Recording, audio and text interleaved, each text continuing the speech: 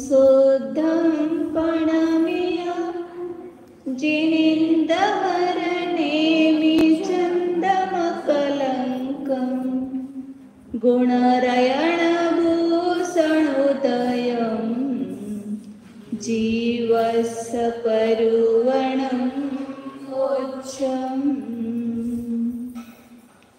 जय बोलो सिद्धांत चक्रवर्ती आचार्य नेमिचंद्र भगवान की जय बोलो परम पूज्य चारित्र चक्रवर्ती समाधि सम्राट आचार्य शांति सागर जी महाराज की जय बोलो प्रातः स्मरणीय गुरुदेव समंत भद्रमुनि महाराज की जय बोलो परम पूज्य आचार्य प्रवेक्षण सुंदर सागर जी महाराज की जय बोलो परम पूज्य मम दीक्षा गुरु वात्सल्य सिंधु आचार्य सुयस सागर जी महाराज की जय।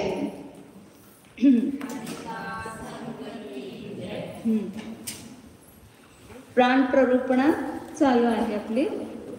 प्राण प्ररूपणेमध्ये आपण बघितलं होतं की प्राण कशाला म्हणायचं, प्राणाचे भेद किती आहेत, प्राण आणि पर्याप्तीमध्ये काय अंतर आहे। तर प्राण कशाला म्हणायचं,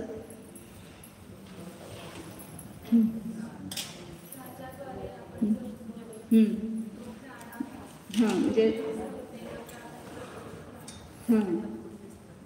ज्याच्याद्वारे आत्मा जीवन संज्ञेला प्राप्त होतो किंवा ज्याच्या संयोगाने जीव जन्मतो आणि वियोगाने मरतो। म्हणजे त्याचा संयोग झाला असताना त्या प्राणांचा संयोग झाला की जगतो आणि वियोग झाला की मरणाला प्राप्त होतो, त्याला प्राण म्हणतात। प्राण किती प्रकारचे सांगितले, असे पण दोन प्राण आहेत, द्रव्य प्राण आणि भाव प्राण।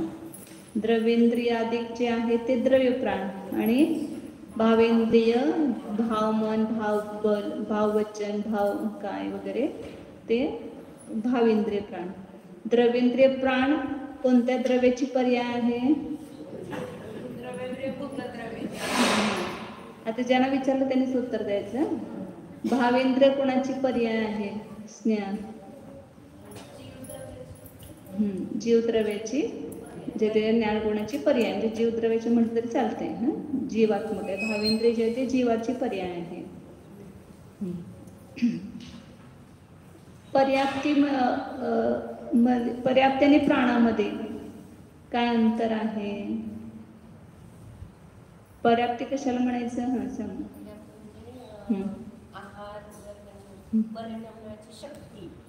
आहार शरीर इंद्रिय इत्यादी कृपानं परिणमण्याच्या जीवाच्या शक्तीला पर्याप्ती म्हणतात आणि ज्याच्याद्वारे जगतो त्याला प्राण म्हणतात। परंतु त्या दोघांच्या मध्ये कारण कार्य भेद आहे। मग पर्याप्ती कारण आहे काय प्राण कार्य कारण आहे, सगळ्यांनी बोलायचं नाही, मी विचारते त्यांना। तुम्हाला जे विचारलं तेवढं तुम्ही सांगायचं। तेजू सांगा, तुम्ही तेजू ते पुस्तक तेजू तुमचा तर 1 नंबर 2 नंबर ठेवायला पाहिजे। 3 आहेत तेजू।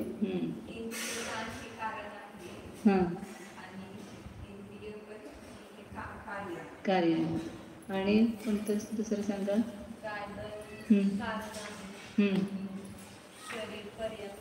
कार्य आहे। आणि आता कोणते पर्याप्ती कारण आहेत आणि प्राण कार्य आहे, पाठीमाग अजून कोण सांगते, हे सांगा प्रियंका, काल आले होतं अडत तुम्ही।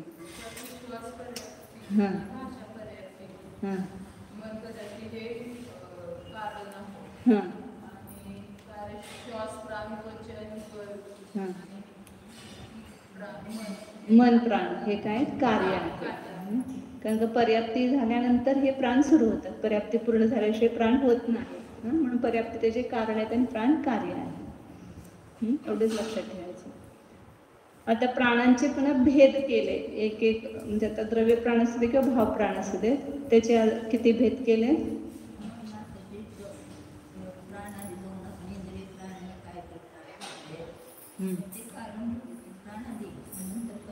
नंतर पर्याप्ती। ते दोन्ही जीव पहिल्या समयापासून आहेत। भावाच्या पहिल्या समयापासून इंद्रिय प्राण पण आहे आणि कायबल प्राण आहे। आणि पर्याप्ते नंतर पूर्ण होतात म्हणून ते कार्य सांगितलं. पुढे आता प्राणांचे भेद किती आहे? 10 प्राण आहेत. कोणते कोणते? थांबा, सोपा प्रश्न अगदी कोण न सांगणाऱ्याला विचारूया. तुम्ही सांगा. आयु. असे किती प्राण आहेत? 10 प्राण. कुणाला 10 प्राण असतात? सौम्य. आता हे अजून प्राणाचं सांगायचं आपल्याला, स्वामी सांगायचं पुढे. द्रव्य आपल्या प्राणांच्या उत्पत्तीचे कारण काय आहे?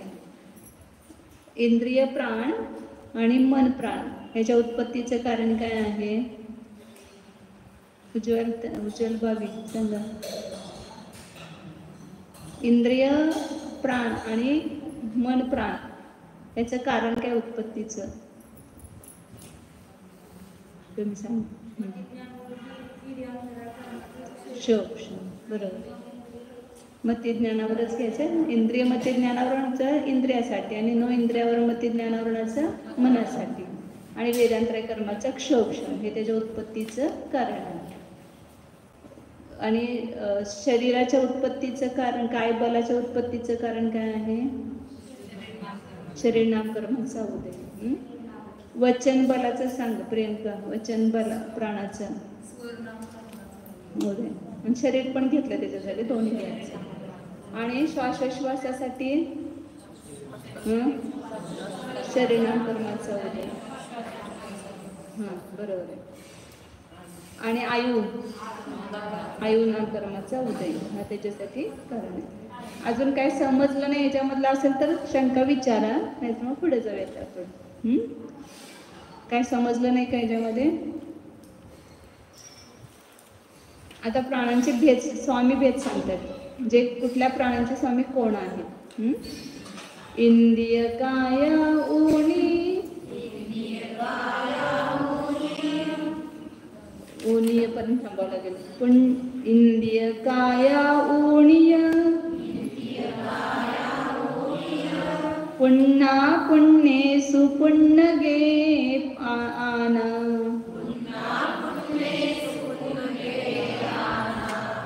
बी इंद्रियादि पुण्ये वची मनोसन्नी पुण्येव. तिथं बघा श्रद्धा.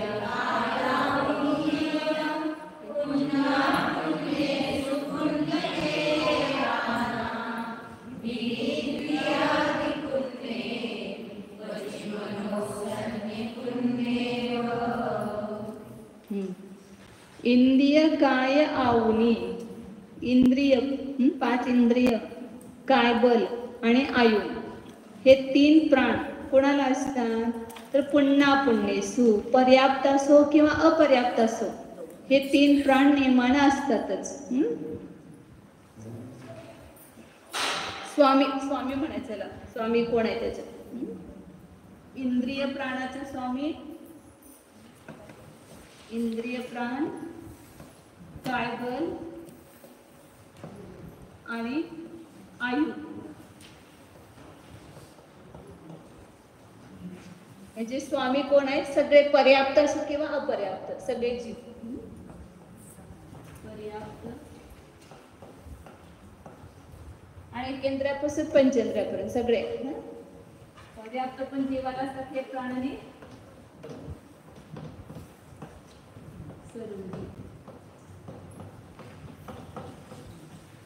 त्याचे स्वामी आहेत. पुढं सांगितलं की आना पुण्यगे, श्वासोश्वास प्राणिमान पर्याप्त जीवामध्येच लावायचा. अपर्याप्त जीव लब्ध पर्याप्त कसोत किंवा निवृत्त पर्याप्त त्यामध्ये श्वासोश्वास प्राण असत नाही. पण पर्याप्त झाल्यानंतर श्वासोश्वास सुरू होतो. प्राणाचा स्वामी कोण आहे? सर्व पर्याप्त, अपर्याप्त नाही.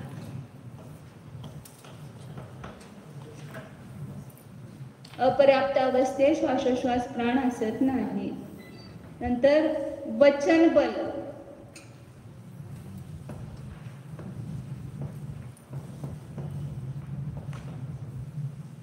द्विंद्रियाधिक सगळे पर्याप्त जीव, द्विंद्रियापासूनचे एकेंद्रियाला असणार नाही. हे इंद्रिय काय, आयु आणि श्वासोश्वास हे एकेंद्रियापासून सगळ्या नाही. आणि वचन बल घुटणापासून आहे द्विंद्रिय पर्याप्तापासून, म्हणजे ते पुढे सगळ्या सौदी पंचेंद्रियापर्यंत घ्यायचं. द्विंद्रियादी पर्याप्त, म्हणजे द्विंद्रियादी पर्याप्त जीवांना काय असतं तिथे सांगितलं बा. पुण्यगे आणा बिंद्यादी पुण्ये वची आणि मन बल. आता राहिलं एकच, संज्ञे पंचेंद्रिय पर्याप्त जीवाला मन प्राण इंद्रिय पर्याप्त. म्हणजे लक्षात घ्या, हे 3 प्राण अपर्याप्त अवस्थेत कुठल्याही जीवाना असत नाहीत. कोणते 3 प्राण? श्वासोश्वास, वचन बल आणि मन. हे लब्ध पर्याप्त असो की निवृत्ती पर्याप्त, आणि कुठलं पण एकेंद्रिय असो की द्विंद्रिय, त्रिंद्रिय, चतुर्ंद्रिय, पंचेंद्रिय, कुणालाच हे 3 प्राण असत नाही. म्हणून सगळे पर्याप्त जीवानाच आहेत. आणि हे 3 जे प्राण आहेत ते कुणाला आहेत? पर्याप्त अपर्याप्त दोन्ही जीवांना आहेत. कोणते? इंद्रिय, कायबल आणि आयु. हे सगळ्या पर्याप्त अपर्याप्त सर्व जीवांना असतात. म्हणून गाता लागली का बघा. इंद्रिय कायाऊनी पुन्हा पुण्येसु. इंद्रिय, काय आणि आयु पुण्य म्हणजे पर्याप्त. पुण्याचा अर्थ काय घ्यायचा इथं? पर्याप्त. अपुण्य म्हणजे अपर्याप्त. पर्याप्त अपर्याप्त जीवांमध्ये आहे. आणि पुण्यगे आना, श्वासोश्वास जो आहे तो पर्याप्तामध्येच आहे. आणि बिंद्रियादी पुण्य वची, द्विंद्रियादी पर्याप्तामध्येच वचन बल आहे.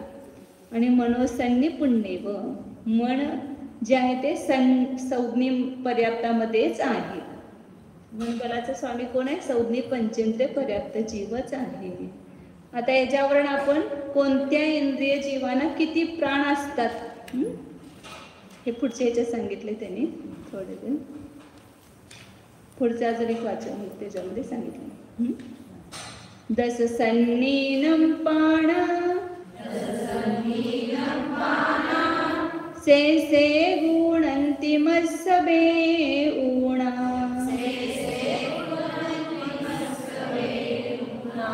पच्यते सिदरे सुय सत्तदुगे से सगे गुणा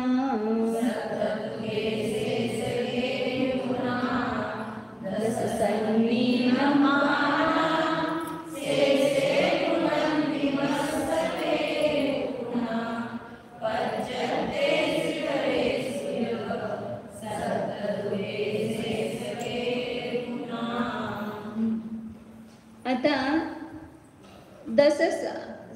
आता ह्याच्यावरून आता हे आपल्याला नियम लक्षात आले. त्याच्यावरून आपल्याला पर्याप्त जीवांमध्ये किती प्राण असणार आणि अपर्याप्त जीवांमध्ये किती, एकेंद्रियापासून ते पंचेंद्रियापर्यंत बघायचं. एकेंद्रिय,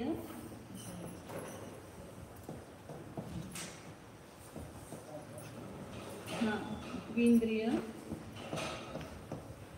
त्रिंद्रिय, चतुरिंद्रिय आणि पंचेंद्रिय. पंचेंद्रियामध्ये असौधी वेगळा आणि सौधी. असौधी पंचेंद्रिय ते फळावरचं दिसायसाठी केलाय का बघा, झूम केलाय का, दिसतंय का फळावरचं? त्याला झूम करत जावा प्रत्येक वेळेला. बाहेरच्या लोकांची तक्रार दिसत. पर्याप्त अवस्थेमध्ये ह्या जीवांना किती प्राण असणार? पहिल्यांदा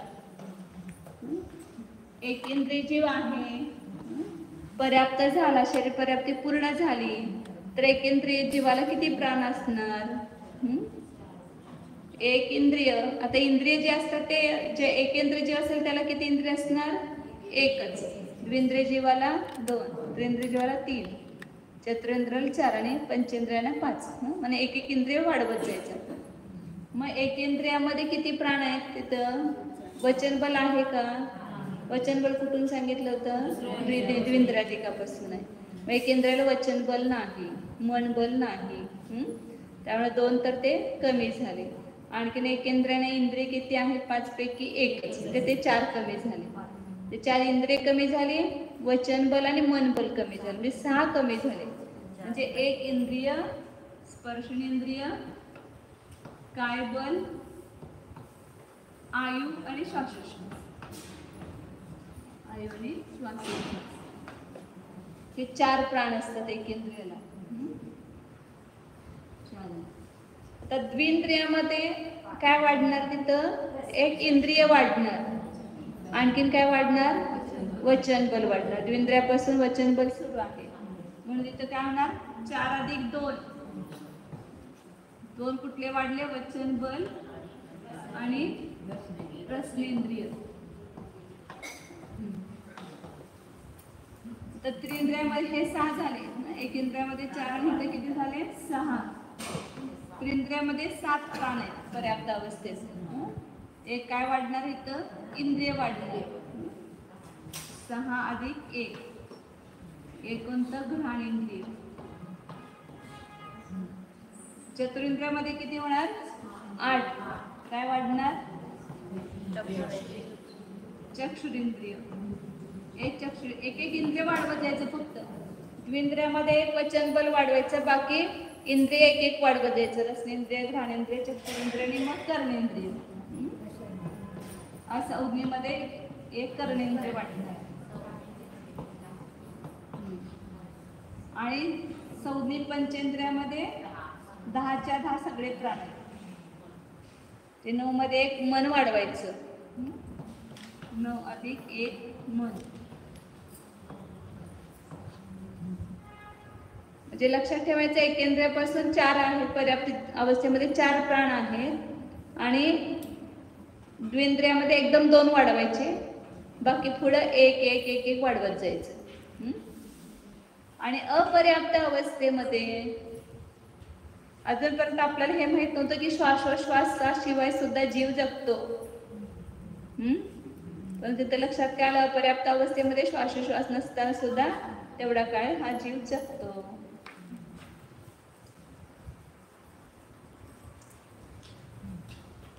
अपर्याप्त अवस्थेत किती प्राण होणार?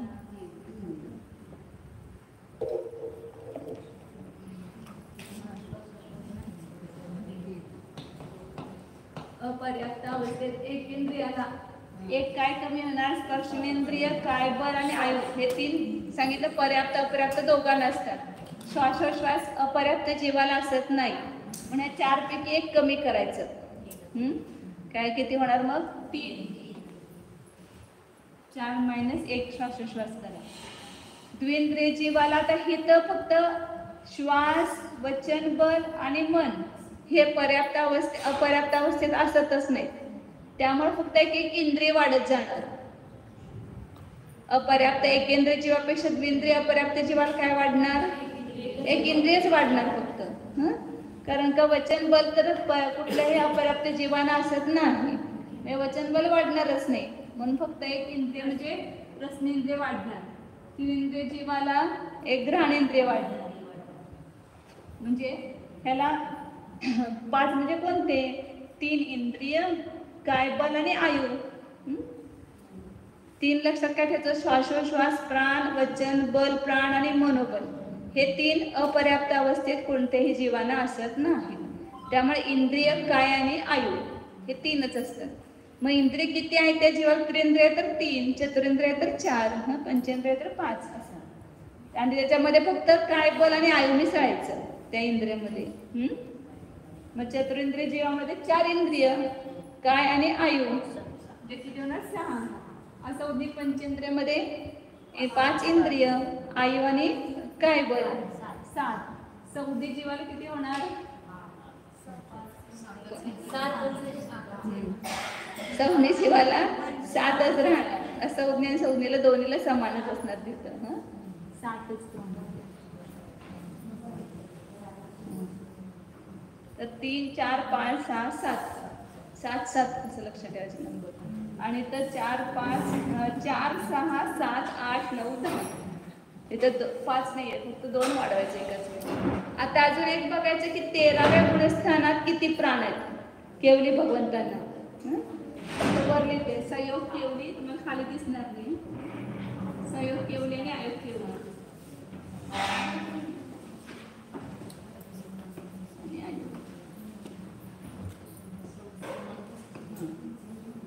आता तिथं इंद्रिय आहेत का केवली भगवंतांना? काय झालं बघा, वरचं दिसत नाही, असं तिरपक वर लिहू का, वर लिहू का? संयोग केवलीमध्ये किती प्राण असणार? पहिलं डोकं लढवूया आपलं न बघता. इंद्रिय असत नाहीत, कारण तिथं ज्ञानावर आणि वेदांतराय कर्माचे क्षोभक्षमाला पण इंद्रिय म्हटलेलं आहे. ते इंद्रिय भावेंद्रिय आहेत, ती त्यांना असत नाहीत, त्यामुळे इंद्रिय प्राण नाही. शरीर नाम कर्माचा उदय, त्यामुळे काय बल आहे. आयुचा पण उदय, त्यामुळे आयु आहे. आणि श्वासोश्वास पण चालू आहे त्यांचं, श्वासोश्वास प्राण आहे. आणि वचन बल आहे त्यांचं, हे आहे ना दिव्यध्वनी खेळते ना, तर ते वचन बल आहे. मन नाही त्यांना, म्हणजे भाव मन नाही, भावेंद्रिय नाही, त्यामुळे 4 प्राण येणार. कोणते? काय, संयोग केवली ना 4. काय बल, वचन बल, बल 2 घेतले, आणि आयु आणि श्वासोश्वास. ते इंद्रिय आणि मन सोडून बाकी सगळे घ्यायचे. लक्षात असं ठेवायचं, इंद्रिय मन सोडून बाकी सगळे त्यांना प्राण आहेत. जे काय बल, मन तिथं प्राणामध्ये घेत नाही आपण. मनयोगामध्ये योग घेतात उपचारानं, परंतु प्राणामध्ये मन प्राण नाही त्यांना, कारण भाव मन आणि भावेंद्रिय घेतलेत ना इथं, त्यामुळे ते घेत नाही. काय, काय बल, वचन बल, आयु आणि श्वासोश्वास.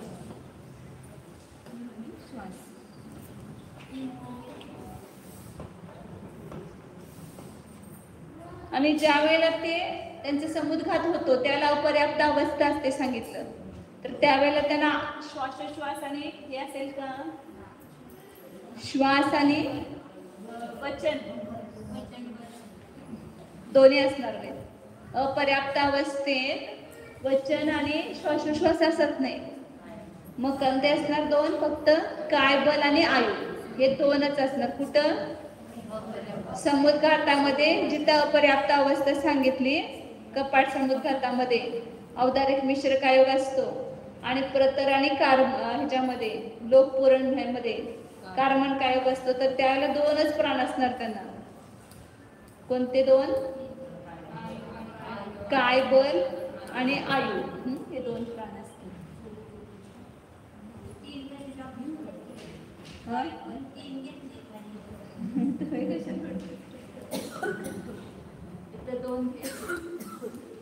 कोणते 2 घ्या तुम्ही आता, तिथं काय बल आणि आयु.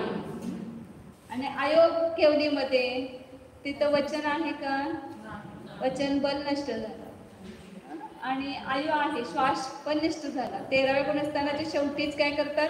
श्वासोश्वासाचा निरोध करतात, वचन योग मनयोग सगळ्याचा निरोध करतात. फक्त शरीर नाम कर्माचा पण नेऊदेच नाही की तिथे, फक्त एक आयु प्राणच असणार, एक आयु प्राणच. शरीर पण 14व्या गुणस्थानात उडून जाते ना सगळं, त्यामुळे काय बल प्राण पण नाही, फक्त एकच प्राण, आयु प्राण.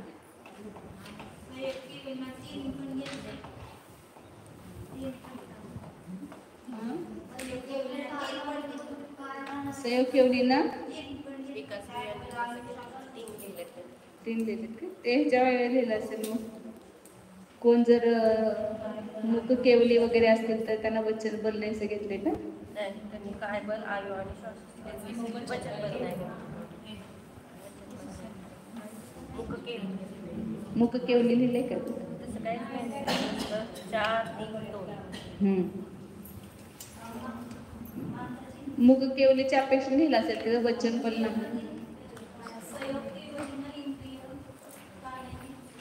भावेंद्रिय इथं मुख्यतः जे आहे ना, इंद्रिय प्राणामध्ये भावेंद्रियाचे आहे.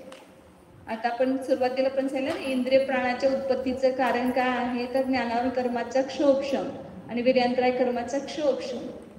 आणि केवलीना ज्ञानावर कर्माचाच नाश झालाय, वेळांतराय कर्माचा पण नाश झालेला आहे, 4 एकाती कर्माचा नाश झालेला आहे. त्यामुळे त्यांना भावेंद्रिय भावमन नाही, म्हणून त्यांना इंद्रिय प्राण नाही. इंद्रियांच्या द्वारे जाणत नाहीत ना, अतिंद्रिय केवळ ज्ञानाच्या द्वारे जाणतात, म्हणून त्यांना भावेंद्रिय आणि भावमन नाही, म्हणून त्यांना इंद्रिय प्राण नाहीत. ते तीन त्यांनी एखाद्यास मुख्य केवली आहेत ना, ते ना वचन असत नाही, त्यामुळे तीन घेतले असतील तिथं त्यांच्या अपेक्षेनं. केवलींचे अनेक प्रकार आहेत, त्यामध्ये मूक केवली असतात की त्यांची वाणी फिरतच नाही, ते मौनच असतात, म्हणजे केवल ज्ञान झालं तरी. त्यापेक्षा त्यांनी तीन घेतलं असेल तिथं, परंतु शास्त्रात 4 आणि 2 असे येते. पुढं कुणाला किती प्राण आहेत लक्षात आलं? पहिल्यांदा हे लक्षात ठेवायचं की कुठले प्राण कोणत्या जीवाना असतात, म्हणजे पर्याप्त अपर्याप्त अवस्थेमध्ये. मग एकेंद्रिय, द्विंद्रिय, त्रिंद्रिय, चतुर्ंद्रियांना किती प्राण असतात ते लक्षात येते आपल्याला. पर्याप्त जीवांच्या मध्ये आणि अपर्याप्त जीवांच्या मध्ये. अपर्याप्त जीवांचं सोपं आहे, 3 पासून एक एक एक एक वाढवत जायचं. आणि पर्याप्त जीवांच्या मध्ये एकेंद्रियापासून, आता ही गाथा लावायची होती आपल्याला, 133 नंबरची गाथा वाचली होती आपण. दस सन्नीनम पाणा, संज्ञी जीवांना किती प्राण आहेत? 10च्या 10 सर्व आहेत. से एगुणम, बाकींच्या मध्ये काय करायचं? एक एक कमी करायचं. उलटीकडने गेले त्यांनी. संज्ञी पंचेंद्रियाला 10, असंज्ञी पंचेंद्रियाला 9, चतुरेंद्रियाला, त्रिंद्रियाला, द्विंद्रियाला आणि नंतर एकेंद्रियाला बेऊना करायचं. तिथपर्यंत एक एक कमी करायचं आणि अंतिमस्य बेऊना, शेवट एकेंद्रियामध्ये 2 कमी करायचे. पज्यतेसु, हे कशामध्ये? पर्याप्तामध्ये हे प्राण आहेत. आणि इतरेसु म्हणजे अपर्याप्तामध्ये. कधी पण पर्याप्त इतर घेतले की त्याच्या उलट घ्यायचं. सत्त दुगे, दोघांच्या मध्ये 7-7, असंज्ञेमध्ये आणि संज्ञेमध्ये दोघांच्या मध्ये 7-7. आणि शेष, आज कोणता वार? गुरुवार आहे ना, आज गुरुवार आहे ना.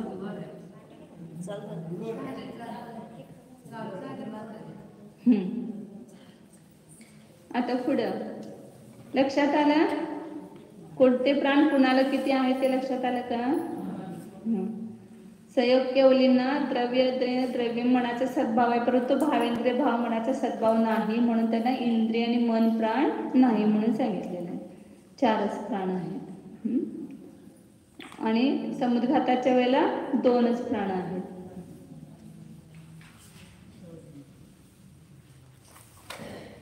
आता पुढं संज्ञा प्ररूपणाधिकार सुरू होतोय. प्राण अधिकार प्राण प्ररूपणा संपलेले, संज्ञा प्ररूपणा पण छोटीच आहे, आज अर्धे उद्या संपून जाते आपली. 5वी प्ररूपणा आहे. 4 प्ररूपणा झाल्या. कोणत्या 4 प्ररूपणा झाल्या?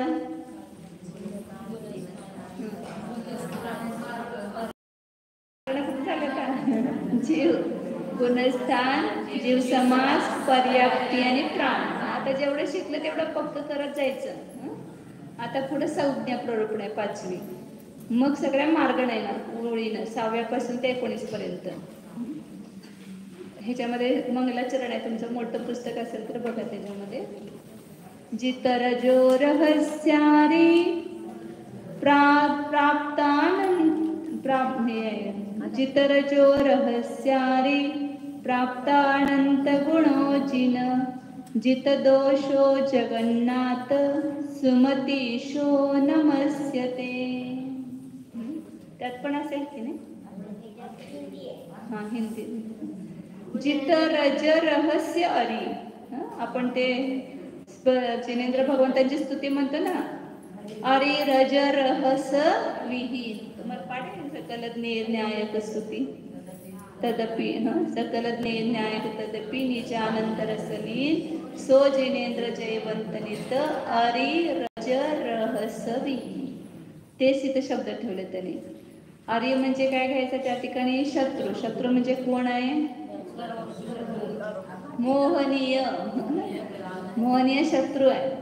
तर रज म्हणजे धूळ. आवरण. कोणते कर्म आहेत ते? आवरण कर्म, ज्ञानावरण आणि दर्शनावरण. ते झाकण्याचं काम करतात, धुळीचं. म्हणून त्याला रजला घ्यायचं काय? ज्ञानावरण आणि दर्शनावरण. आणि रहस म्हणजे विघ्न, म्हणजे अंतराय. रहस्यार्थ अंतराय कर्म. रज म्हणजे आहे ज्ञानावरण दर्शनावरण, आणि आर्य म्हणजे आहे मोहनीय. ह्या तिन्हीला ज्याने जिंकलेला आहे, म्हणजे घाती कर्मांचा ज्याने जिंकलेला आहे, असे ते आर्यंत जिन आहेत. प्राप्तानंत गुणोजिन. आणि त्यांनी काय केलेलं आहे? भगवंताला उगीच नमस्कार करतो का आपण? उगीच पूजा करतो का? कोणाच्या पण उगीच पाय पडता का तुम्ही? ते कोण काहीतरी त्याच्यामध्ये गुण असतील किंवा त्याच्यामध्ये त्याचं व्यक्तित्व एक श्रेष्ठ असेल तरच काय करतो आपण त्या ठिकाणी नमस्कार करतो. भगवंतांना तिन्ही लोकातले जीव नमस्कार करतात. त्यांच्यातले उत्कृष्ट जीव सुद्धा नमस्कार करतात, कारण का त्यांच्यामध्ये असे अनंत गुण प्राप्त झालेले आहेत. गुणीलाच नमस्कार असतो.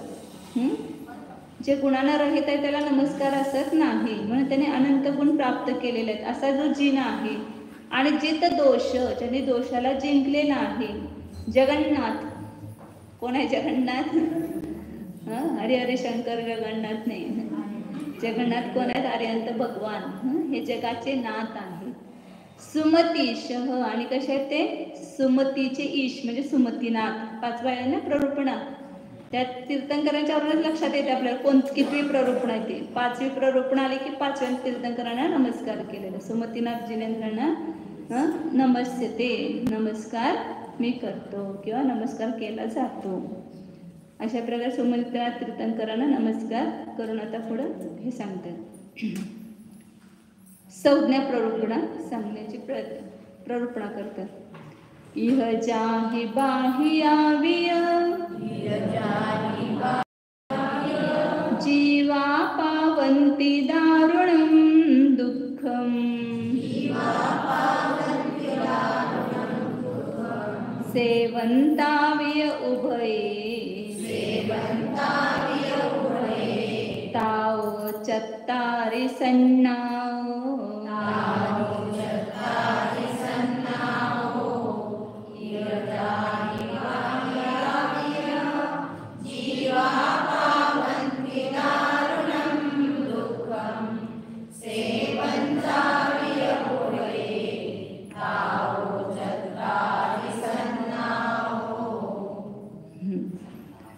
काय सांगतात? सुंदर व्याख्या केलेले. इह म्हणजे या लोकामध्ये, ज्याही बाह्याविय ज्याच्याद्वारे बाधित झाले असताना, पीडित झाले असताना हे जीव काय करतात? दारुणम दुःखम पावंती. भूक लागली, सहन होते का पीडा? आता 5 उपवास करायचे नियम घेतला म्हणून सहन करतो, परंतु इतर वेळेला एकदा जेवायला नाही मिळालं तरी काय होतंय? अहो रात्री थोडं मोकळीक ठेवा, नाही तर काय होईल? नाही मिळालं तर काय होणार? एकीकडे आपण 5 उपवास करणार आणि एकीकडं एक वेळचं नाही मिळालं तरी सुद्धा सहन करू शकत नाही. तर ही संज्ञा आहे, ते सांगतात त्या ठिकाणी. ज्याच्याद्वारे बाधित झालं, भूक लागली की दारुण दुःख, भय झालं की त्या ठिकाणी दुःखाला प्राप्त होतो. या संज्ञा सांगतात पुढं. ज्याच्याद्वारे बाधित झाला तरी त्या ठिकाणी दारुण दुःखाला म्हणजे अतिशय दुःखाला प्राप्त होतो. आणि सेवंतावी, आणि त्याची पीडा झाल्यानंतर त्याचं सेवन केलं तर तिथे शांती मिळते का? आहार केला, शांती मिळाली का? टेम्पररी आपल्याला वाटते थोडं शांती झाली, आता भूक लागली होती, आता जेवल्यानंतर शांती वाटली, परंतु ते सेवन केलं असताना सुद्धा जीवाला सुख नाही. बघा, एक दिवस आहार नाही मिळाला तर चालतंय, परंतु निहार नाही झाला तर शांती मिळते का? सारखी बेचैन बेचैन बेचैन. आज जर पोटात मळ साचलेला असेल तर अतिशय बेचैन असतो जीव. किंवा कुठलं पण परिग्रह आहे, हे तर 4 प्रकारच्या संज्ञा सांगणार आहेत ना. परिग्रह जर आपल्याला मिळाला नाही तर जीव दुःखी, आणि मिळाल्यानंतर सुखी होतो का? आता त्याच्यापेक्षा दुसरं काहीतरी नाही पाहिजे चांगलं. पहिला काहीच नव्हतं, आता थोडं मिळालं की असं वाटतं की बरं वाटत नाही, तृष्णा वाढत जाते. का जीव काय काय सजीविते कामसुखेच तृष्णया निशिशेरते दिवा श्रमार्था. दिवसा काय करतो? श्रम करतो सगळं. कशामुळं? त्या दारुण तृष्णेनं पीडित झालेला जीव दिवसभर श्रम करतो आणि रात्रभर झोपतो. अशी आपली अवस्था झालेली आहे. तर ते सांगतात म्हणजे चारही संज्ञा कशा आहेत? त्याची बाधा झाली तरी जीव दारुण दुःखाला प्राप्त होतो आणि त्याचं सेवन केलं तरी सुद्धा उभये ह्याच लोकामध्ये नाही, परलोकामध्ये सुद्धा, ह्या लोकामध्ये सुद्धा त्याला दुःख प्राप्त होते. परलोकामध्ये सुद्धा, परलोकामध्ये कसं दुःख होणार? तर आम्ही आता काय केलं? कसल्या वाटलं तसलं खाणं जेवलं आपण, आहार संज्ञा आहे आणि त्या आहार संज्ञेची तृप्ती करण्यासाठी आपण काय वाटलं ते घातलं अपक्ष. तर किती पापाचा बंध होणार आपल्याला. मग आता पण दुःखीच, कारण तृष्णा शांत झाली नाही आणि त्याच्यामुळं जे पापबंध केला सेवन केल्यामुळं, त्याच्यामुळं परलोकामध्ये पुन्हा दुःखी. जर भुकेची आपल्याला व्यथा झाली आणि त्यावेळेला जर शांतीनं शुद्धा परिशहसन केला तर काय होतं? आत्ता कर्माची निर्जरा आणि पुन्हा नवीन कर्म बंद करत नाही. आणि आपल्याला भूक लागली आणि पोटभर खाल्लं आपण, आपल्याला वाटतं की मला शांती झाली, परंतु उलट काय झालं त्या ठिकाणी? आता वर्तमानात पण तृष्णा तृप्ती झाली नाही, त्यामुळे दुःखी आणि पुन्हा पापकर्माचा बंध केला तर पुढच्या भावामध्ये पुन्हा तशा प्रकारचा संयोग प्राप्त होऊन तिथं पण दुःखाला प्राप्त होतात. स्त्रियांच्या प्राण्यांना बघा किती त्यांच्या तर संज्ञा सगळ्या व्यक्त दिसतात आपल्याला. भूक त्यांची, आता आपण तर लपवून ठेवतो भूक लागली तरी, स्त्रियांचे प्राणी लपवतात का?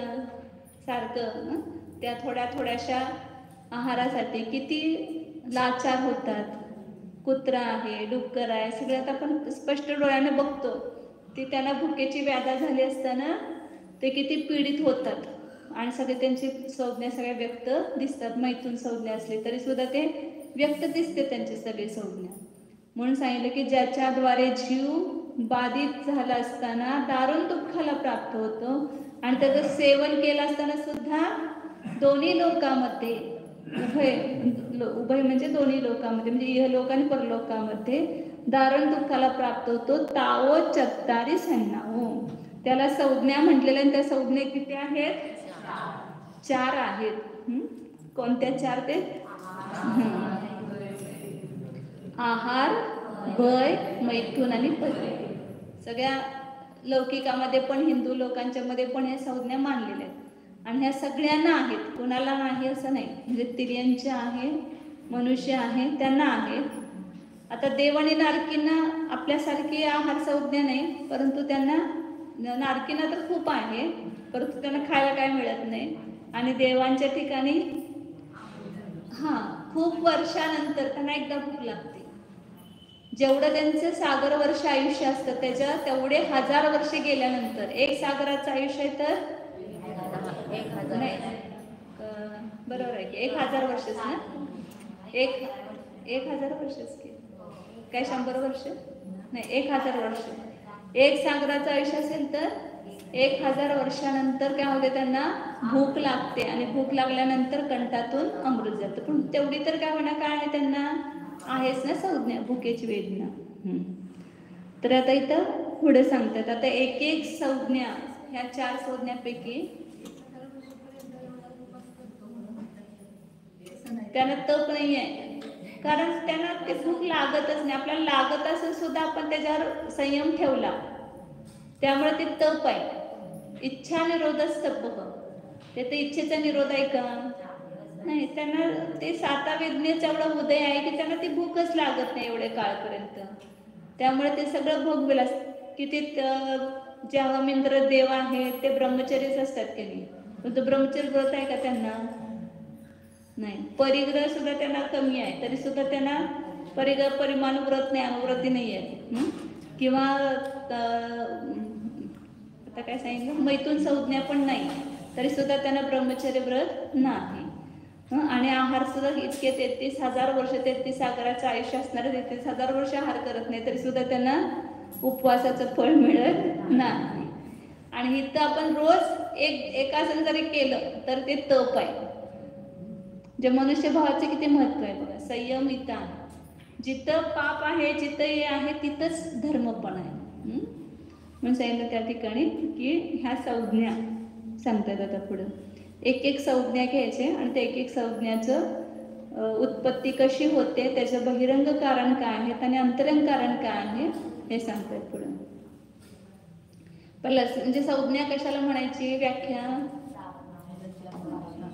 आहारादिकाच्या इच्छेला काय म्हणतात? संज्ञा म्हणतात. आणि किंवा आता हे सांगितलं तसं सांगायचे की ज्याच्याद्वारे बाधित झालेले जीव आणि त्याचं सेवन करत असणारे पण जीव दोन्ही लोकांमध्ये दारुण दुःखाला प्राप्त होतात, त्यास संज्ञा म्हणतात. आणि त्या संज्ञा किती आहेत? 4 आहेत. पहिली कोणते? आहार संज्ञा ते सांगतात.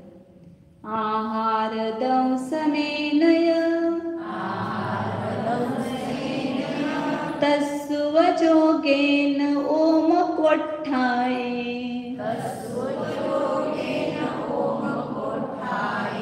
सादिदरुदीरणाये हवदेहु आहार सन्नाहु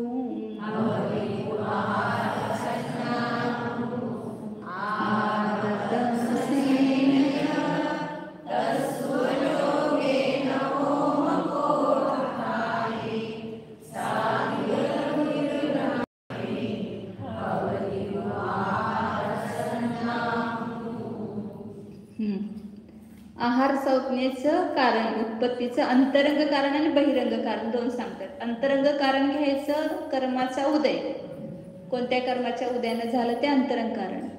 आणि बाह्य जे निमित्त आहे त्याला, बाह्य वस्तू, त्याला काय म्हणायचं? बहिरंग निमित्त. दोन्ही पण निमित्तच आहे. तर पहिलं कारण सांगितलं बहिरंग 3 कारण आहेत आणि अंतरंग 1 कारण आहे. अंतरंग म्हणजे काय घ्यायचं? निमित्तच कारण घ्यायचे दोन्ही पण. तुमचे नोट्स आहेत ना, त्याच्यामध्ये गोष्ट केलेलं आहे बघा. नोट्स आहार दंसनेनं पहिलं बहिरंग कारण सांगतात. अंतरंग कारण पहिलं सांगू का? खाली 4 ओळीत आहे बघा. सादीदर उदीरणाये, साधा वेदनीय. आणि इतर म्हणजे काय घेणार? त्याच्या दुसरं उलट. कधी इतरचा अर्थ लक्षात ठेवायचा, म्हणजे सांगितलं त्याच्या उलट घ्यायचं. ते साताच्या उलट काय घेणार? असाता वेदनीय. असाता वेदन्याची उदीरणा झाल्यामुळे तीव्र ज्यावेळेला होते त्यावेळेला काय होतं? त्या ठिकाणी भूक लागते. आता आपल्याला असा तीव्र उदय आणि उदीरणा घ्यायची. म्हणजे असाता वेदनेची उदीरणा झाली की त्या ठिकाणी काय होते? भुकेची वेदना व्हायला लागते. म्हणजे ते उत्पत्तीचं कारण आहे. आता दिवसभर आपल्याला अनेक वेळा असाताचा उदय असतो की, तर प्रत्येकाला भूक लागेल असं नाही, परंतु त्याची ज्यावेळेला तीव्र उदीरणा होते, म्हणजे उदीरणा होते म्हणजे काय?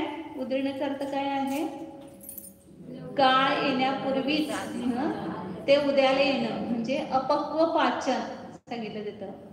म्हणजे अजून त्याची पक्व होण्याची काळ आला नव्हता आणि तो आपण ते पक्व केलं, त्याला ठरवलं. जसं उदाहरणार्थ आंब्याचं दिलं होतं ना, आंबा आहे 8 दिवसानंतर पिकणार, परंतु त्याला एवढं गरम ह्याच्यामध्ये ठेवलं आपण चगाळ्यामध्ये किंवा पोत्यात वगैरे बांधून किंवा त्यात काहीतरी पावडर वगैरे टाकतात, ते टाकून ते पिकवला, तर काय झालं? 8 दिवसात पिकणारा आंबा 4 दिवसात पिकला. मग ते काय झाले? त्याची उदीरणा झाली म्हणायची. म्हणजे अपक्व पाचन, म्हणजे पक्व व्हायच्या अगोदरच त्याला पाचन होणं, म्हणजे त्याचं पिकणं. तसं हे कर्म उदयाला येण्याचा काळ दूर होता, त्याचा पुढं होता, परंतु त्याला लवकर उदीरणा त्याला अगोदर उदयाला आणणं, तर त्याला चालू असते आपल्याला कर्माची उदीरणा. ज्याचा उदय असतो ना त्या ही होतच असते त्याच्याबरोबर, कधी कमी कधी जास्त. उदीरणा ही सतत होत असते. आता कुठला उदय? मनुष्यगतीचा उदय आपल्याला, तर मनुष्यगतीची उदीरणा चालू आहे. आता आसाताचा उदय चालू झाला आपल्याला समजा की आसाताची काय होते उदीरणा होते. साताचा उदय आला की साताची उदीरणा येते. म्हणजे ज्या ज्या प्रकृतीचा उदय असेल त्याच प्रकृतीची काय होत असते उदीरणा होत असते. उदीरणा म्हणजे काय कळालं? हा म्हणजे उदयाच्या पूर्वीच म्हणजे आता 100 वर्षानंतर उदयाला येणार होतं, परंतु आता वर्तमानात त्या अंतर्मुहूर्तामध्येच त्याला उदयाला आणलं, उदयाला आलं समजा. ते आता पण बांधलेलं कर्म सुद्धा अजून तुम्ही विचारच करताय हे काम करायचं आपल्याला, त्याच्या अगोदर त्याचा उदय पण येऊन दे काम होतोय. कारण ज्या समयात तुम्ही विचार केला, आता समजा एखाद्याने काहीतरी हिंसेचा विचार केला, आपल्याला पोल्ट्री फार्म उघडायचं आहे असं त्याच्या मनात आलं समजा, तर तो अजून सामग्री गोळा करणार, दुकान बांधणार किंवा ते सगळं करणार. त्याच्या अगोदरच अंतर्मुहूर्त काळामध्ये सुद्धा काय होऊ शकते त्याचं उदीरणा होऊन ते उदयाला येऊ शकतं. आपण असं वेगळंच करतो ना, मनात काहीतरी विचार करतो आणि काहीतरी झालं समजा, माझ्या मनात असायला म्हणून झालं काय असं वाटतं की नाही आपल्याला लगेच.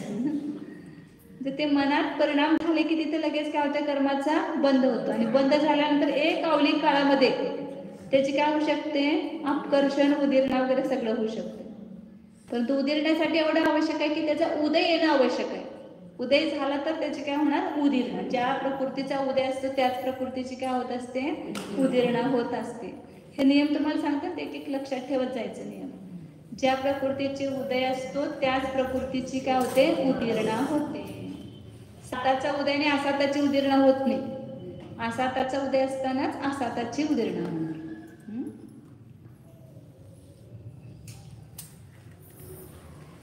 आता पुढे त्याची बहिरंग कारण सांगतात आहार संज्ञेची. पहिलं सांगितलं आहार दंसनेनं. आहार पाहिला, आता आपल्याला काय खायचं नव्हतं, परंतु ती बघितली वस्तू की काय आवडते खावायची इच्छा होते. रसयुक्त सुंदर भोजन, कोणतं गुलाबजामुन करायला लागलेलं आहे, मग बघितलं की लगेच एक तोंडात टाकूया, लगेच ती खाण्याची काय होते इच्छा होते. कुठं तर आता बघा सगळ्या बाजारामध्ये किंवा दुकानामध्ये काय करतात, पुढं सगळं असं मांडून ठेवतात, बर्फी अशा व्यवस्थित मांडून ठेवतात, गुलाबजामुन असे वेगवेगळे सजवून ठेवतात. त्याला फळं पण बघा कसे वेडे वगैरे ठेवतात का, कारण त्यांना माहिती की पाहिल्यानंतर लोकांना त्याची इच्छा होते, घेण्याची इच्छा होते, खाण्याची इच्छा होते, म्हणून ते सगळं जसं ठेवतात ते आहार वगैरे. आपण सुद्धा पाहुणे वगैरे आला की तुम्ही कसं व्यवस्थित सगळं सजवून ठेवताय ना, सजवून.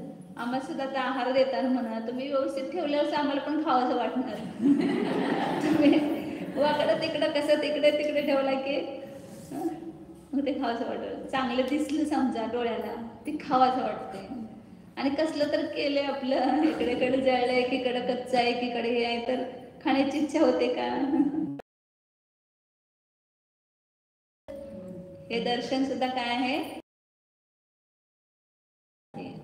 म्हणून लक्षात ठेवा आता कसं द्यायचं. दुसरं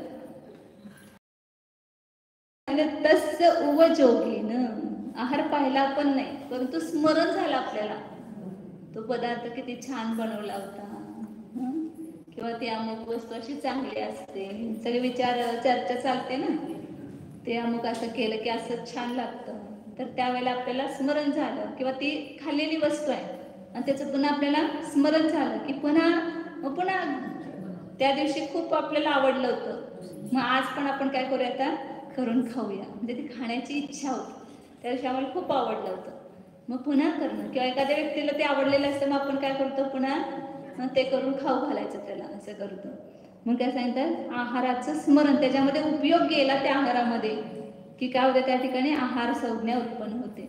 म्हणून लक्षात ठेवायचं की उपवासाच्या दिवशी जर तुम्हाला काय न करता भागत असेल तर स्वयंपाकघरात जायचंच नाही. तिथे गेला की काय पुन्हा ते आहार संज्ञा होणार आणि काय होणार पापाचा बंद होणार. वास आला तर बघा खाण्याची इच्छा होते ना, काहीतरी आता हे तळताय जिलेबी करताय, वास येतो लगेच, त्या वासावरून कळते आपल्याला. रात्रीचं पण बघा एकेकांच्या घरातनं वास येत असतो, तेवढे एक क्षणासाठी आपल्याला तो वास बघितले, हा किती छान वास येतोय, म्हणजे लगेच काय होते, इच्छा उत्पन्न होते. म्हणून काय सांगितलं तिथं, सुस्वादू आहाराचं दर्शन, त्याचं स्मरण, आणि पुढे सांगितलं की हा त्या उपयोगामध्ये हे पण घ्यायचं की कथा श्रवण आदिरूप उपयोग, चर्चा झाली आहाराची की त्या ठिकाणी पुन्हा आहार संज्ञा उत्पन्न होते की तसा पदार्थ आपण खावा अशी इच्छा होते. आणि तिसरं कारण सांगितलं ओम पोट्टाई, पोट रिकामं झालं, पूर्ण समजा मल साफ झाला असेल तिथं भूक लागते, प्रज्वलित होते, ओम पोट्टा म्हणतात त्याला.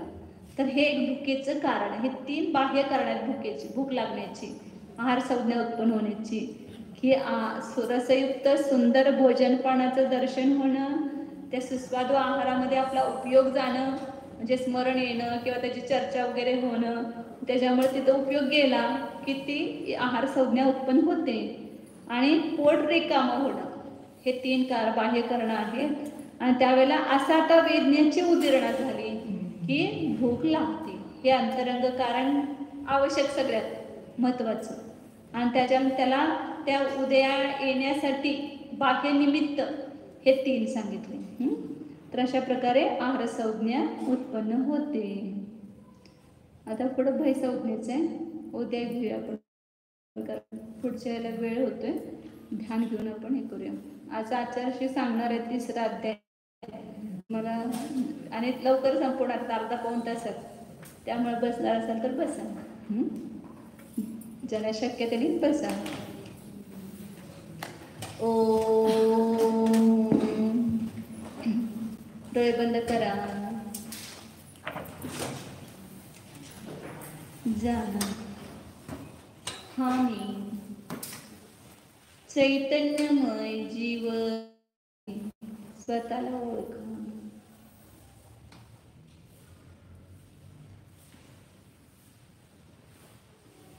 मी आहार करणारा नाहीच,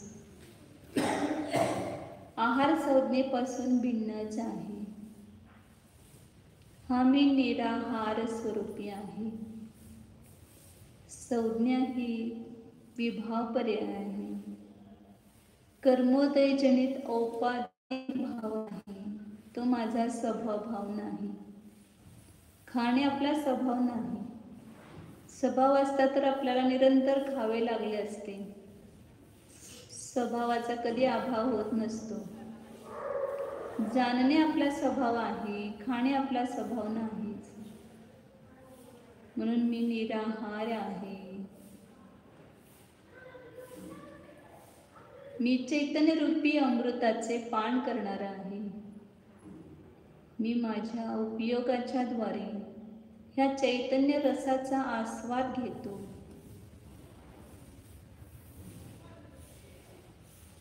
वास्तविक मी सतत ज्ञानाचाच आस्वाद घेत असतो, परपदार्थाचा मी आस्वाद घेऊ शकत नाही. एक ज्ञानाचीच वेदना मला आहे, अन्य कोणतीही नाहीच. निराहार स्वभावी आपल्या निज आत्म्याला जाणा, स्पर्श करा त्याला. हे सर्व आहार कोणत्या रूपाने परिणमतो? सप्त धातू रूपाने परिणमतो, म्हणजे पुद्गल रूपानेच परिणमतो, तो जीव रूपाने परिणमत नाही. म्हणून मी आहाराला ग्रहण करणारा नाहीच.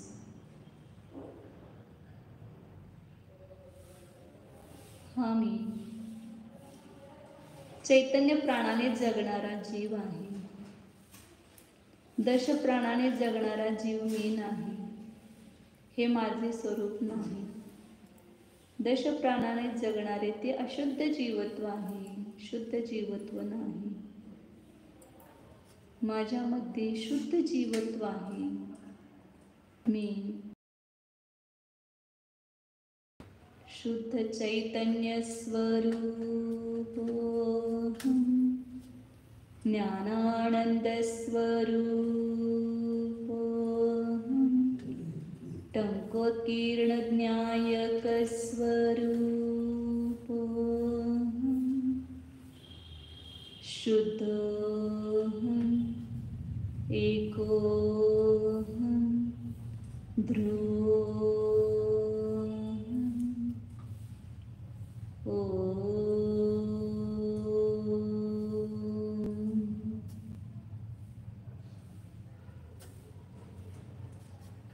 विसर्जन. नमो अरिहंताय नमो सिद्धाय